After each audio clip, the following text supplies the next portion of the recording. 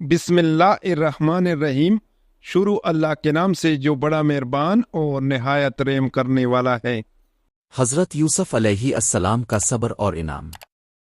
حضرت یوسف علیہ السلام کا قصہ قرآن پاک میں تفصیل سے بیان ہوا ہے، اور یہ قصہ ہمیں صبر، استقلال اور اللہ تعالیٰ پر بھروسے کی بہترین مثال دیتا ہے۔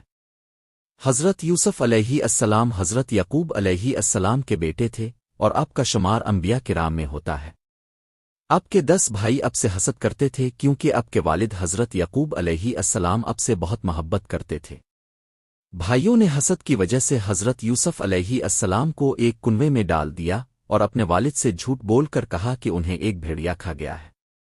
اللہ تعالیٰ نے حضرت یوسف علیہ السلام کو کنویں سے بچا کر ایک قافلے کے ذریعے مصر پہنچایا، جہاں آپ کو غلام کے طور پر بیچ دیا گیا۔ حضرت یوسف علیہ السلام نے اپنی زندگی کے اس امتحان میں بھی صبر کیا اور اللہ تعالیٰ پر بھروسہ برقرار رکھا۔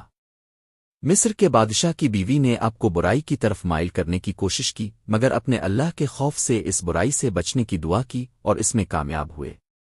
آپ کی پاکدامنی کی وجہ سے آپ کو جیل میں ڈال دیا گیا۔ وہاں بھی اپنے صبر کا دامن نہیں چھوڑا۔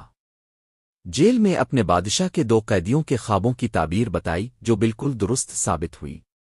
بعد ازاں بادشاہ نے بھی ایک خواب دیکھا اور حضرت یوسف علیہ السلام سے تعبیر پوچھی۔ اپنے خواب کی تعبیر بیان کی اور بادشاہ کو مشورہ دیا کہ مصر میں آنے والے قحط سالی کے دوران کس طرح سے خوراک کا انتظام کرنا چاہیے۔ بادشاہ نے آپ کی دانشمندی اور علم سے متاثر ہو کر آپ کو مصر کے خزانے کی نگرانی سونپ دی۔